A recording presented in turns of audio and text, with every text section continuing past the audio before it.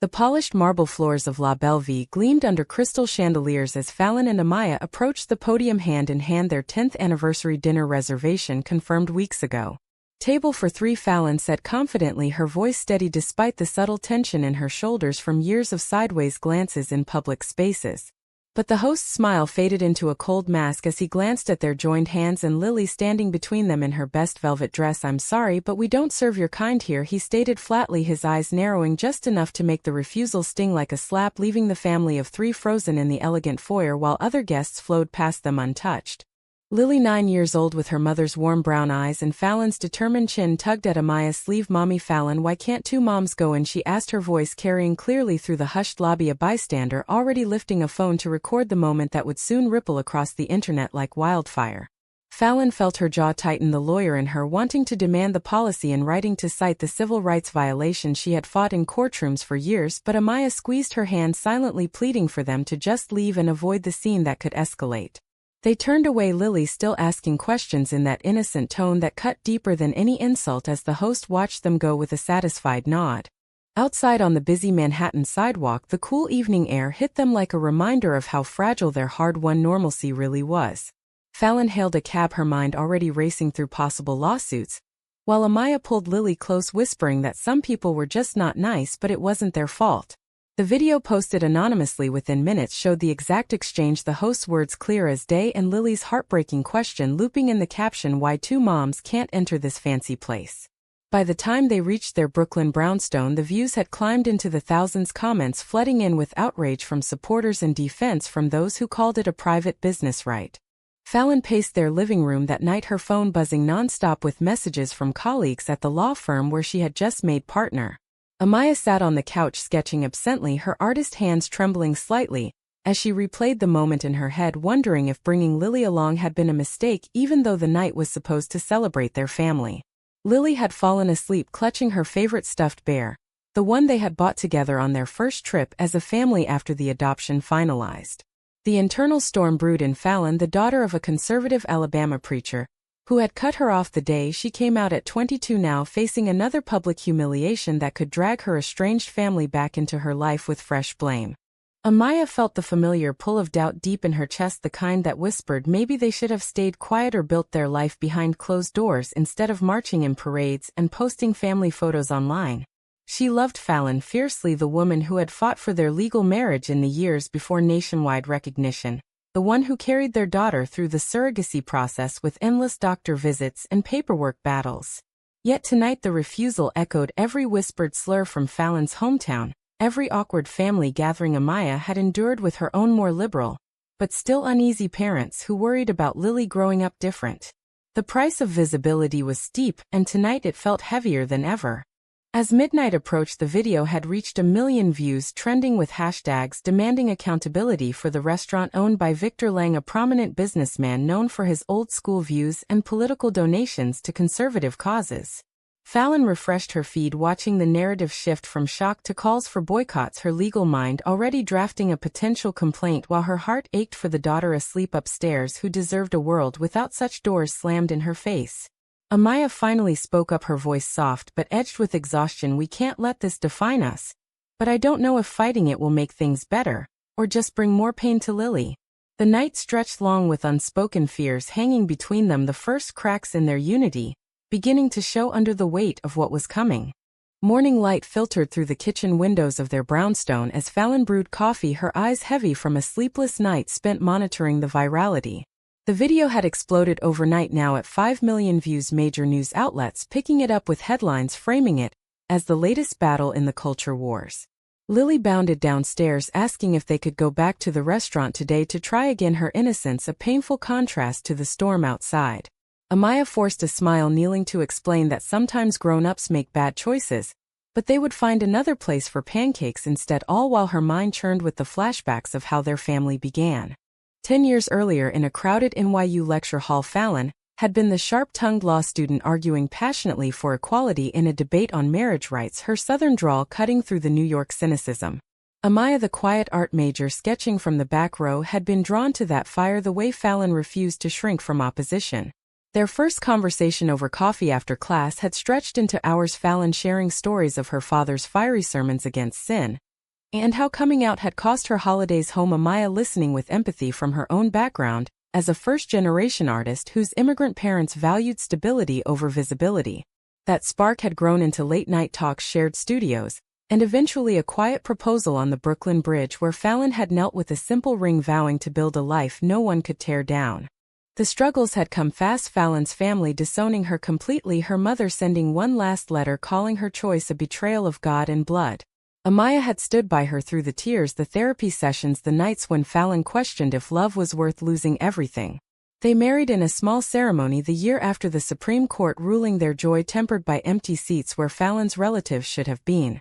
Then came the decision to have Lily, the long process of choosing a surrogate, the financial strain and emotional rollercoaster of waiting for that positive test. Lily arrived into a home filled with love, but also the constant awareness of eyes watching, judging. Amaya had painted a nursery mural of two birds flying together, a symbol of their bond, while Fallon worked extra hours to afford the life they wanted. Now as they sat at breakfast, the phone rang. It was Fallon's boss at the firm suggesting she take a few days off to avoid any conflict of interest since the firm represented high-profile clients who might not appreciate the publicity. Amaya checked her gallery emails, seeing cancellations from 2 exhibitions, the owners citing concerns about association with controversy. The social pressure mounted quickly, neighbors offering sympathetic looks, but also distant ones from those who had never fully accepted the 2 moms next door. Lily sensed the change, asking again over cereal why the man at the restaurant was mean, her small voice forcing both women to confront the cost their visibility imposed on their child. Fallon decided to act. She called a contact at a civil rights organization, filing an official complaint against La Belle Vie for discrimination, the first step in what she knew could become a public legal battle. Amaya supported her outwardly but inside wrestled with the trade-off: did fighting back protect Lily or expose her to more hate, the kind that followed viral fame? A text from Amaya's sister arrived warning that their parents were upset again, old fears resurfacing about how this would affect the family name in their tight-knit community. The betrayal felt personal, even from blood, the slow erosion of support that had once been unconditional, now conditional on silence. By afternoon, the restaurant issued a statement defending its right to refuse service based on private policy, language carefully worded to avoid direct admission, but fueling more outrage. Victor Lang, the owner, appeared in a brief clip on local news, doubling down on traditional values, the very words that echoed Fallon's childhood sermons. The internal conflict deepened in Fallon, the lawyer who believed in justice clashing with the daughter who still carried scars from rejection, wondering if dragging this into court would heal or reopen old wounds. Amaya sketched late into the evening a portrait of Lily between them, the image blurring with tears as she questioned if their love story had grown too heavy for their daughter's shoulders. The day closed with a new development, a protest forming outside the restaurant, supporters holding signs echoing Lily's question, the family watching from home, as the footage looped on every channel. Fallon pulled Amaya close that night, their embrace a reminder of the happiness in the right panel of their life, the one without cameras or judgments, but the looming fight promised to test whether that happiness could survive the price of standing up. The protest outside La Belle Vie swelled. By the third day, hundreds gathered with signs and chants, Lily's question printed on posters, turning the viral moment into a movement. Fallon stood on the sidelines with Amaya and Lily watching from across the street, her legal instincts urging caution while her heart swelled at the support. Lily waved at the crowd, her small hand holding a drawing she had made of their family, 3 stick figures holding hands under a rainbow, the innocence of it going viral again in a new clip that humanized the story further. Yet behind the unity, Fallon felt the pull of her past, her phone lighting up with a message from her sister back in Alabama, the first contact in years, urging her to drop the case before it ruined what was left of the family name. Amaya sensed the shift in Fallon, the way her shoulders tensed at the mention of Alabama, the old guilt resurfacing like a tide. In their early years together, Amaya had been the one to encourage Fallon to reach out, to write letters that went unanswered, to attend therapy, to process the loss of her roots. Now with Lily watching wide-eyed at the protests, Amaya wondered if the cost was too high, if their awakening to fight had come at the expense of the quiet life they had carved. A close friend from their college days, Sarah, reached out with a warning, her voice hesitant over the phone. "I love you both, but some clients at my firm are pulling back. They see this as too political." The betrayal stung Amaya, the first real fracture in their chosen family circle, the people who had toasted their wedding now stepping back when the spotlight burned. Flashbacks flooded Amaya as she prepared dinner that evening. Memories of the night Lily was born, the surrogate handing over the tiny bundle, Fallon crying tears of joy and exhaustion, their first night as moms, promising to shield her from the world they knew too well. But shields had limits, the social media comments turning vicious, some calling them attention seekers, others questioning their fitness. As parents, the very prejudice they had fled in their pasts, now amplified globally. Fallon drafted press statements late into the night, her fingers flying across the keyboard, the lawyer in her building a case point by point, while the woman in her ached for the simplicity of their park picnics, the happy moments where no one questioned their right to exist. Victor Lang escalated the next morning, filing a countersuit for defamation, claiming the video was edited to mislead the public, his lawyers painting the couple as agitators seeking fame. The news cycle intensified, interviews with Lang's supporters decrying the erosion of business freedoms, while allies rallied to the family with fundraisers and offers of legal help. Lily started asking harder questions at school: why some kids' parents said mean things about two moms, her teacher calling home concerned, the social pressure seeping into the playground. Fallon and Amaya sat her down, explaining in age-appropriate words about fairness and love, the conversation leaving Amaya drained, questioning if shielding Lily meant hiding, or if truth meant exposure. The moral dilemma crystallized during a late-night argument, Fallon insisting they push forward for every family like theirs, Amaya countering that revenge against Lang might destroy more than it fixed the owner's business, already suffering boycotts, employees laid off in the backlash. The price each paid became clear. Fallon's career stalled with whispers of distraction at the firm, Amaya's gallery foot traffic dropping as patrons avoided controversy. Yet in the quiet after the fight they held each other, the romantic bond that had carried them through every storm, reminding them why the fight mattered even as doubts lingered. A surprise visit from Amaya's parents added layers, her mother hugging Lily tightly but pulling Amaya aside to whisper about protecting the child from the spotlight, the generational gap widening under the strain. Fallon listened from the kitchen, her own unresolved pain with her family mirroring the scene, the shared experience of parental disapproval, binding them tighter, yet highlighting the sacrifices love demanded. The narrative built toward higher stakes as media camped outside their home, the family retreating indoors, the internal awakenings beginning to reshape their choices in ways neither had anticipated. The media frenzy reached its peak when a major network aired an exclusive interview with Victor Lang, his face stern, as he defended the restaurant's policy as protecting customer comfort, the words landing like blows on the public's conscience. Fallon watched the segment, her blood boiling, drafting a response for their lawyer, while Amaya paced the room, her artistic soul recoiling at the calculated cruelty. Lily had been kept home from school that week, the online harassment spilling into real-life threats in their inbox, the safety of their brownstone feeling like a fortress under siege. The viral question had evolved into a symbol protest, spreading to other cities' businesses facing similar scrutiny, the unexpected consequence of one man's refusal now a national reckoning. Betrayal came from within when Sarah, the college friend, posted a vague social media update about toxic activism, hurting innocence, her followers quickly connecting the dots to Fallon and Amaya, the message laced with enough ambiguity to wound without direct confrontation.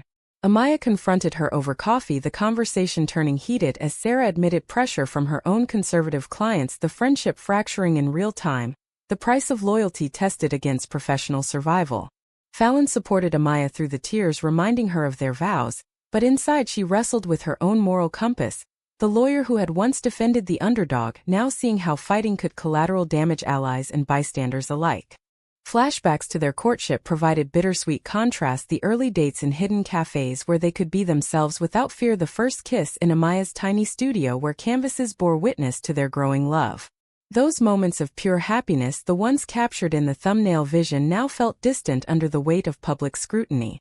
Lily drew pictures during the long days at home, one showing the restaurant with a big red X, and their family walking away hand in hand, her childlike art going viral again, humanizing the drama and pressuring Lang's empire further as sponsors began to pull out. The turning point arrived with a leaked internal memo from La Belle Vie instructing staff to avoid certain demographics, the document surfacing online and sealing the reputational collapse, stock in Lang's parent company plummeting. Fallon felt a grim satisfaction, the justice she sought manifesting, but Amaya voiced the doubt aloud: what if this ruins lives beyond his, the employees, the families depending on the business, the cycle of harm they might be perpetuating? The internal conflict peaked in a joint therapy session arranged hastily, the counselor guiding them through the layers of trauma, prejudice internalized from their pasts, and the fresh wounds of visibility. Family pressure intensified when Fallon's sister flew in unannounced, confronting her in the living room about the shame brought on their parents, the conversation devolving into accusations of selfishness for choosing this life over reconciliation. Lily overheard parts of it, her questions multiplying, the emotional toll on the child becoming the central moral dilemma for both mothers. Amaya suggested a compromise, a quiet settlement to end the spotlight. Fallon, resisting the idea of backing down the clash, exposing cracks in their communication built over years of shared battles. As the week closed, Lang's business announced layoffs, the owner issuing a grudging statement blaming outside agitators, the backlash now personal with protesters at his private residence, the consequences spiraling beyond the original refusal. The family retreated to a weekend in Central Park, recreating their happy scene, Lily running ahead as Fallon and Amaya walked hand in hand, the brief respite highlighting what they stood to lose, the awakening dawning that victory might demand more than they had bargained for. The countersuit hearing loomed in federal court, Fallon preparing her testimony with meticulous notes, her colleagues offering cautious support amid the firm's internal debates about publicity risks. Amaya attended every session, sketching discreetly in the gallery of the courtroom, her presence a silent anchor for Fallon, the romantic partnership now a public statement of defiance. Lily stayed with a trusted neighbor, the decision to shield her from the proceedings another trade-off weighing on Amaya's conscience, the mother in her prioritizing safety over inclusion in the fight. Victor Lang sat across the aisle, his lawyers aggressive in cross-examination, painting the family as opportunists, the tension in the room thick with unspoken prejudices. A new betrayal emerged when an old acquaintance from Amaya's art circle leaked private messages to tabloid, snippets of her earlier doubts about the fight twisted into headlines suggesting discord in the couple, the media feasting on the perceived fracture. Fallon confronted the pain head-on, her voice breaking in a private moment, asking if Amaya truly regretted their stand, the conversation revealing layers of accumulated resentment from years of being the strong one versus the dreamer. Reconciliation came slowly through tears and promises, the moral dilemma of honesty versus protection laid bare, each woman paying the emotional price of growth amid crisis. Fallon's family dynamics shifted unexpectedly, her mother calling after years of silence, the conversation stilted with pleas to consider forgiveness for the sake of Lily, the generational guilt resurfacing as a tool of manipulation. Amaya supported her through the call, the two women united against external forces, even as their internal worlds realigned, the awakening manifesting as a deeper understanding of the choices that had shaped them. Protests continued outside the courthouse, supporters chanting Lily's question, the public narrative now split between justice seekers and those decrying cancel culture, the controversy forcing society-wide reflection on boundaries of acceptance. The climax built as Lang took the stand, his testimony crumbling under Fallon's measured questioning, the room falling silent when he admitted personal biases influenced policy decisions, the admission captured on live feed accelerating the collapse of his empire, sponsors fleeing, contracts voided. Yet victory tasted bittersweet, Fallon watching the man age visibly under the lights, wondering if the destruction justified the original slight, the ethical cost of their pursuit weighing heavy. Amaya held her hand post-hearing, whispering that they had done right, but the doubt lingered in both their eyes, the price paid in strained friendships, career setbacks, and Lily's lingering questions about why the world was sometimes unfair. Internal mending followed in quiet evenings at home, the family sharing meals and stories, Lily sensing the shift, asking if the bad man was sorry now, her innocence guiding them toward possible forgiveness. The trade-offs crystallized, each woman reflecting on sacrifices, Fallon her family ties, Amaya her creative freedom, the shared journey forging a stronger bond tested by fire. As the case neared settlement, the awakening complete, they faced the final choice between full retribution or a path toward healing, the drama of their lives mirroring broader societal tensions. The settlement hearing concluded in a private chamber, Victor Lang agreeing to policy changes and a substantial donation to LGBTQ youth programs, his public apology issued through legal counsel, the empire he built now forever altered by the viral spark from one child's question. Fallon and Amaya walked out of the courthouse hand in hand, Lily between them, the family facing cameras with measured smiles, the media declaring victory for the couple, yet the personal toll remained etched in their expressions. Back home they unpacked the experience in long talks, Fallon admitting the fight had revived old traumas, but also affirmed her purpose, Amaya confessing her doubts had stemmed from fear not lack of love, the reconciliation deepening their commitment. Life slowly normalized, the gallery traffic returning as public sentiment swung in their favor, Fallon's firm embracing the positive publicity from the case, Lily returning to school with new confidence from the support letters that poured in, Yet the scars lingered, neighborhood whispers fading but never fully gone, family contacts tentative at best, the price of their stand, a permanent reshaping of their world. Flashbacks to their happy moments in the park served as anchors, the romantic core that had endured every storm, reminding them why the struggle mattered, even when outcomes carried loss. The broader impact rippled outward, other businesses revising policies quietly, the conversation on prejudice shifting from abstract to personal through Lily's innocent words, the unexpected legacy of the refusal, a catalyst for change at the cost of reputations and relationships. Fallon and Amaya chose a low-key anniversary redo at a small family-owned spot. No cameras, no spotlight, just the three of them, the simplicity a deliberate counter to the drama that had consumed their year. Lily asked one final time about the restaurant, her mother's explaining that standing up sometimes meant hard choices but love always won in the end, the lesson embedding in her young mind. As seasons changed, the family thrived in their rebuilt normalcy, Fallon taking on pro bono cases for similar families, Amaya creating a new series of paintings inspired by resilience, the awakening transforming pain into purpose.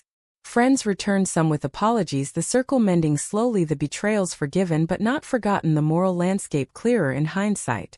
Yet quiet evenings brought reflection on the path taken, the decisions that had defined them, the balances struck between justice and mercy. In the end, as they watched Lily play in the park, the same one from their thumbnail vision of happiness, Fallon turned to Amaya with a soft smile, the bond unbroken by trials. The experience had cost them pieces of peace, pieces of family, and pieces of certainty, but it had gifted clarity on what truly mattered, the love that refused to yield.